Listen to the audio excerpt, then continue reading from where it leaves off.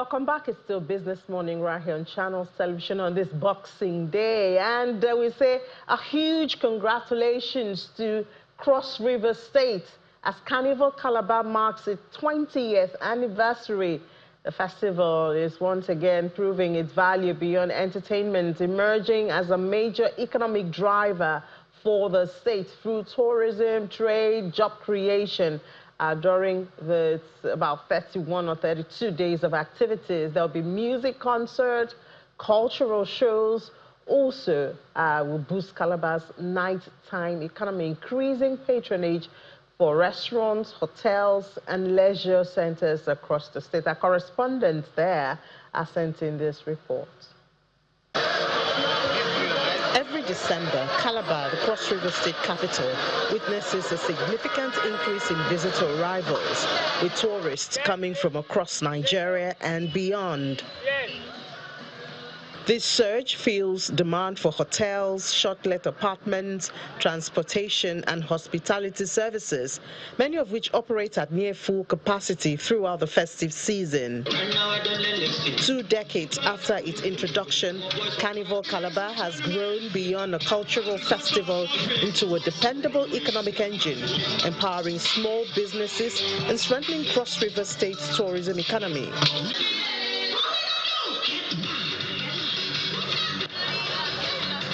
Christmas Village remains one of the biggest commercial hubs of the carnival. Traders from different states converge on Calabar to sell food, drinks, fashion items, crafts and souvenirs, taking advantage of the steady flow of visitors while creating jobs for thousands. You're free to walk, you're free to enjoy yourself. And, the special advisor on event management, who doubles as the chairman, Carnival Calabar Festival Planning Committee, says the extended 32-day calendar guarantees sustained economic activities and income for businesses and individuals. And we try as much as possible to concentrate to our homegrown acts. I hate calling them local acts. It's not because they can compete favorably with anyone and any stage, within and outside Nigeria. We have multi-talented young men and women that are doing exceptionally well in our dear states. We came in and met them collecting very paltry sums. But we decided that, look, we will try to encourage our sons and our daughters who are doing very well. We raise the bar. And each year we try as much as possible to increase their pay. A lot of our homegrown actors are receiving in millions. They are receiving millions, 1 million, 2 million, 3 million, as the case may be, 4 million. And it never used to happen before. But every year we try to increase their pay, just to encourage them and reward them for keeping faith all through the year. And a lot of them have a lot of shows they put out every year, just to keep the state properly entertained, keep that spirit going. So for us in our state, we are very intentional about the entertainment sector. With growing participation and sustained investment, stakeholders believe Carnival Calabar's economic impact will continue to deepen, reinforcing the state's status as Nigeria's foremost Christmas destination. And yes, we do have from Calabar what they are doing there. The chairman of Calabar Carnival Commission, Mr. Gabe Honor, joins us virtually, obviously from Calabar. He cannot leave his station at this time. Mr. Honor, good morning. Welcome to the program. Good morning again, Channels Television. Yeah. Merry Christmas. Mr. Honor, it's good to see your face. I remember when I was covering tourism and I used to come to Calabar every year this time, and you're still holding forth. I have run away from tourism and doing core business now, but it's good to see you, that you're still there with your years of experience on the carnival. Thank you so much. I'm still here because Carnival Calabar has remained a way of life for us, and this is what we thought we could give to the world. Hospitality and the warmth of the people of Cross River State has remained what God gave to us and our own gift back to the world. And good to see you again. And it's good to know that with the success of Calabar Carnival, Carnival Calabar is what is being called. We've seen a state like Edo also joining in. And this morning we're going to be having the conversation with the media representative of Edo Carnival. We have Ivy Ehibo. Ivy, good morning and compliment of the season. Hi, Amy. Good morning. I wish you Great. the same. So we see you guys are following the trend of Calabar. I hope you will sustain. They've done for 20 years now. So you've seen a lot of lessons to learn from. We saw that, I saw with the visuals of what you've done. Obviously, Edo State has a rich cultural heritage, and you made sure that you showed that during your carnival. But I wonder what the plan is when it comes to Edo, sustenance, focus, and all that. Oh, well, for the Edo Carnival, you're very correct. We have learned a lot from the Calabar Carnival. This is a first of its kind in Edo State, and it is courtesy the Edo State government in collaboration with Peak Rendezvous Global Entertainment Limited. And we just wanted to create something really beautiful.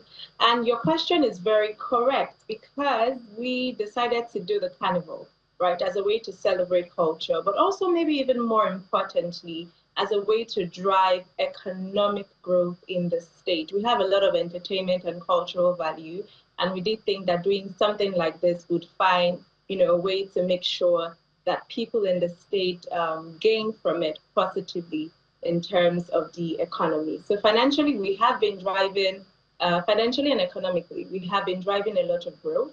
There has been a huge rise in purchase of food items. SMEs are obviously at this point being some of the best and recipients of this beautiful initiative. Lots of small, medium enterprises are getting to sell out their food products. Hotels have been fully booked in the past few days. In fact, a week too, we had hotels fully booked here in Edo State. We had food vendors coming together and selling out all of their products, including art and crafts. As you can see, one of the features of the carnival would be our float, and a lot of artists came together to put that together.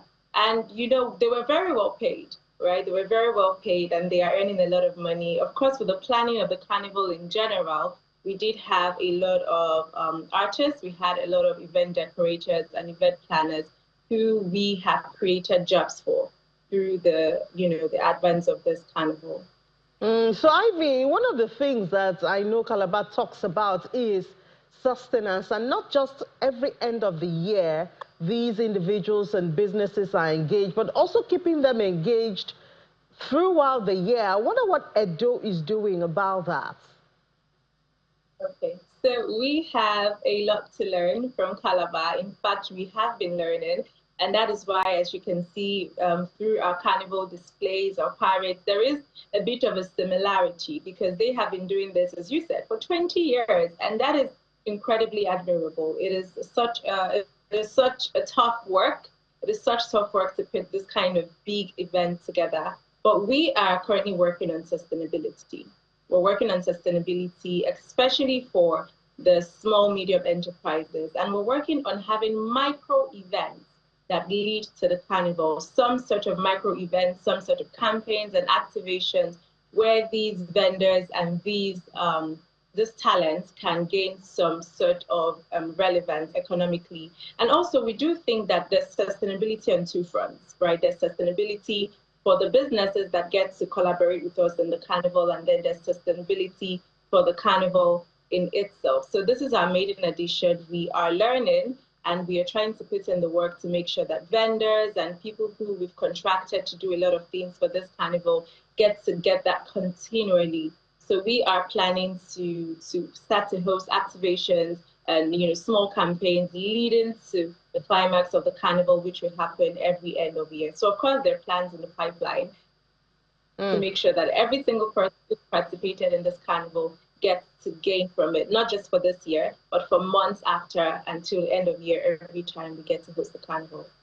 Yeah, let me come to Mr. Ona now. So you have younger ones now, you have younger siblings. One of them is Edo State, and obviously Ivy has said it there, how they're looking at you, the steps you've taken, of course, learning from some mistakes you've made and how you've come out of it. Now, for this 20th edition, you guys are, well, obviously so proud about it. and you say you have a wonderful lineup. I wonder who else or what else you are including in this 20th edition of Carnival Calabar. Thank you so much. Firstly, I'd like to welcome our Edo brothers to endorse this sector at all. And in the past, Edo, they've been here. We expect that they'll be on the road today for the cultural parade. And Delta also, Delta State, they've been here also to learn from us with every sense of humility. This is a sector that caters for everyone. But above all, I would like to say thank you again to Channels TV because you've been there for us. You've been at our flag-offs in the last 20 years. The festival itself, as the special advisor said earlier, the special advisor for events management, who also doubles as the chairman of the festival. Well, I manage the carnival component because the carnival is the biggest product and the trademark for our heritage effort. We are playing the theme Traces of Time this year. And what the governor, who's incidentally the executive producer, has done is to look back in time to appreciate our forebears, our leaders, those who have sustained this sector, those who have curated this sector, those who have driven policies to sustain this sector. But above all, we always say, for any successful tourism initiative to work, the three pillars, the product, the community, and the stakeholders. These are the three pods that will make it stand and outlive us. For responsible tourism to be sustainable, it has to be brought under this unique umbrella. And we've been very careful. We've been blessed with a community that is welcoming, that is willing to learn. You've just used the right word, younger brothers. Apart from our neighbors in our zone trying to get to where we are, internally here, our younger ones must also get up and embrace this sector, and this is what we have seen.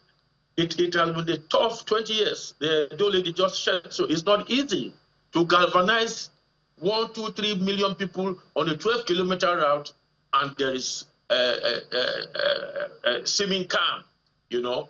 But above all, it is a means to an end. And what we tend to achieve in this sector is to ensure that our people benefit from this. This is our own oil well, our heritage, our culture. Our people are gifted with this warm embrace they offer visitors. And the young leaders of the new Cross River in the turn of the millennium, 1999, said, can we walk into this? Then we introduced the concept, introduced the institutionalization of it, and dedicating staff, personnel, and offices with training with international framework. The only thing you cannot get from outside is what you are made of, the lifestyle of your people, which is our culture. And the commodity of culture is where we are headed to. Do we continue to play arts for arts, or present arts for arts, or we commodify it? That is where we are headed to. So far, so good. And the governor also has expanded by introducing the Cross River State Carnival Diaspora Band. Cross Riverians who are living outside our shores, and other brothers in the diaspora who are in search of their roots will come now to invoke the roots icon of tourism to know their home. And one of the greatest pull factors is the culture, which the Americans call the soft culture, the soft power. With these other things can occur. Today, I am pleased to tell you that First Bank is unveiling a VIP booth that can seat 200 people. That is the PPP we've been looking for. We've been canvassing this, that in the 12-kilometer carnival route, the private sector now needs to come on board and take ownership of the opportunities that have been provided. And that is what a responsible government would always strive to do, to provide the enabling environment for the private sector to thrive. And this falls under stakeholding, because government has no business being in business. And the only thing government can continue to do is to protect the sector, protect those who play in them, create laws and policies. And we have the blueprint, we have the framework, we have the master plan, and we have the laws. And this is why we've taken it this far. But above all, the fish head has been great. The fishhead, since the last 5 governors have been great. All the governors that have come here embrace the carnival. The present governor seated here now is driving the 20th anniversary initiative. He's putting everything in there. You know, I have sat here for 24 years and I've never had it this great. The job creations we are talking about, we inherited about 2,000-3,000 bedrooms as far back as 2000 and 2003. Today, the bedrooms you and I can say stay in Calabar, Greater Calabar, we can call it now, is about 27,000.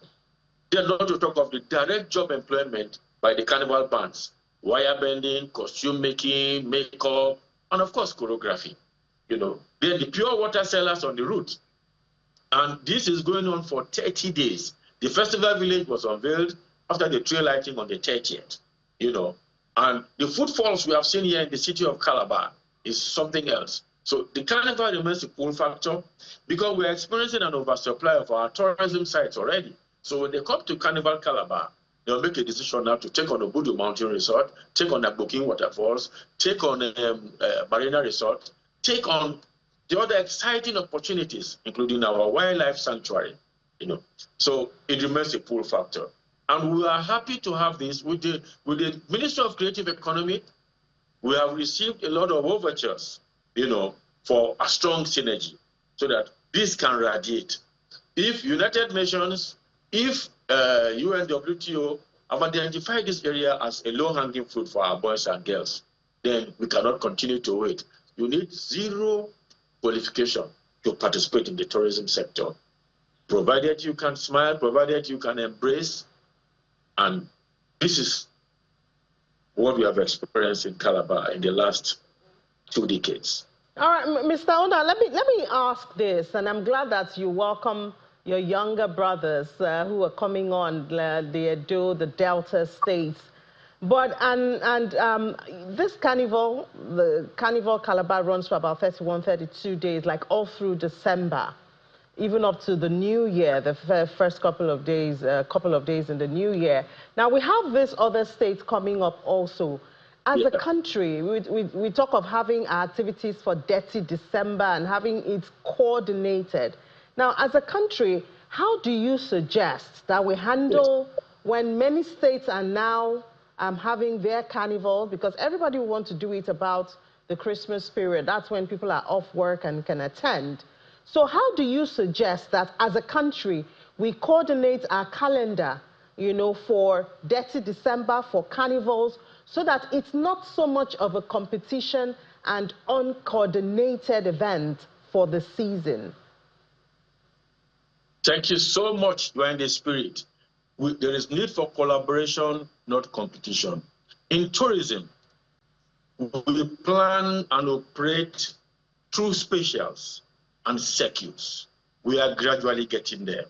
Luckily for us, when we flagged off Carnival Calabar and the festivals, we quickly got registered in the trademark office in Europe, and we are currently accredited to 72 countries of the Madrid Protocol. So what we do is that we run in circuit. The carnivals of the world have listed Carnival Calabar as one of the best carnivals being managed and operated by people of African descent. So our date was carefully diarized not to clash with other dates. Coming back home here now, as we begin to experience the Dirty December events across the country, we will have to sit down during our reviews to say, can we have people come to Edo in Easter, after Easter, or in February for Valentine, and after that, they come to Edo for Easter. After that, they go to Lagos before Christmas, since Lagos, 30 December starts right before Christmas with the musical shows. Then they come to Calabar for the road march, or drive to Owerri, or drive to Port Harcourt. You know, we spread these dates. We need to sit down now and develop a dedicated circuit so that we can cooperate. People who were in Lagos last year, we want to see how Calabar is.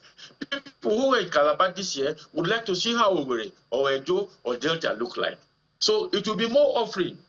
You will be spending less to gain more. But all those in this cooperative circuit now would have been benefiting. And of course, the artisans, the guilds will benefit more. So this is a wonderful observation and question. We'll be working on it. You know, we need to spread, even within the West African sub-region.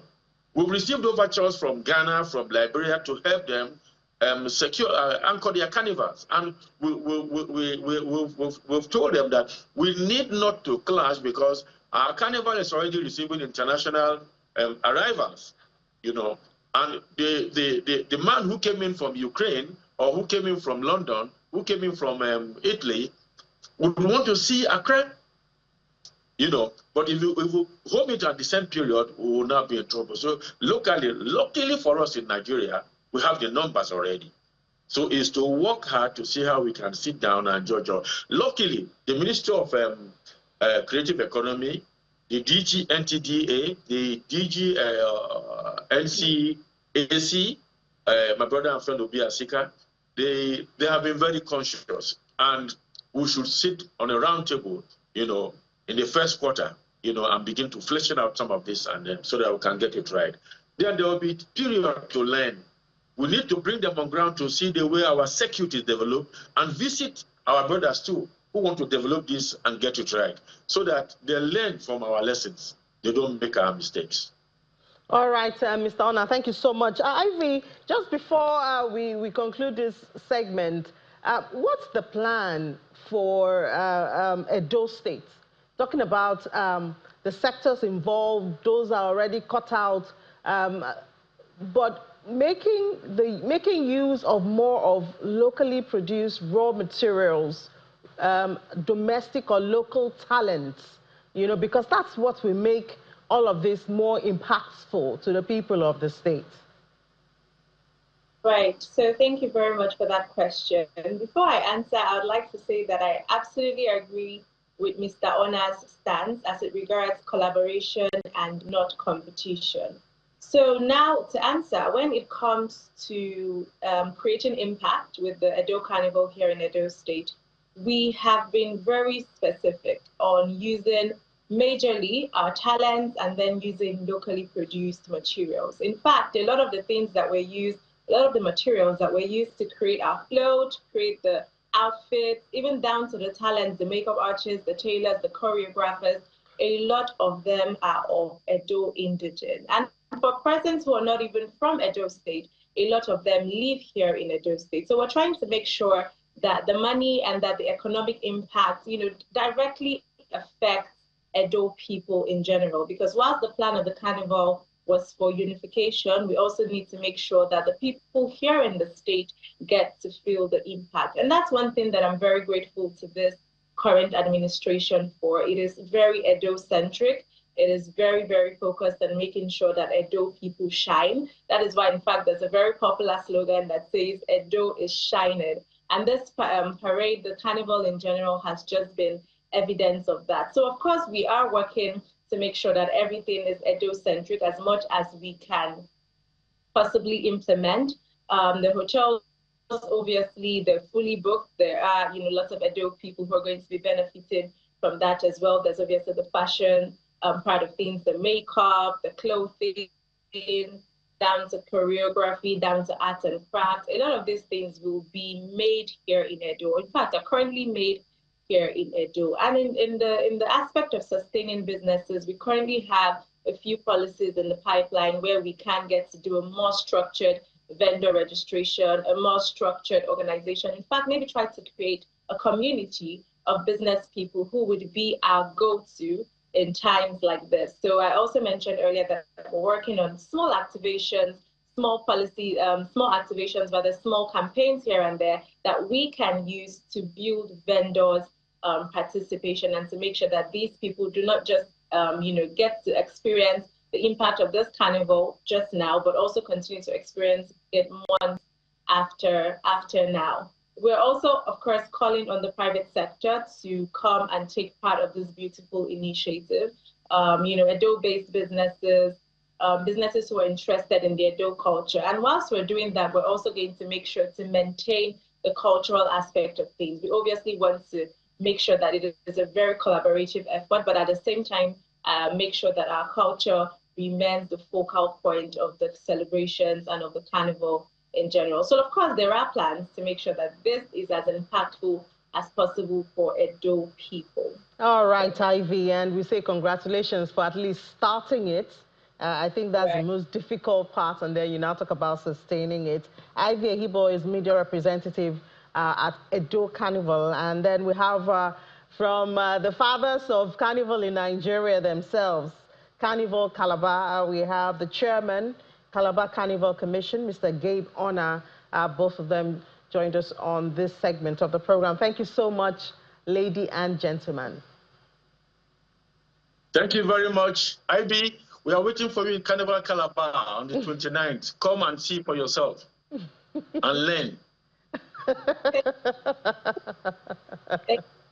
You cannot wait to experience it. Ini, thank you so much. You're welcome. Ini, thank you so much. Welcome, Big Brother. Big Brother Carnival. Well, that's it. One state learning from the other. It's a way to go and make progress for us as a country. Let's head to the global scene now and see what's happening in the global scene at this time.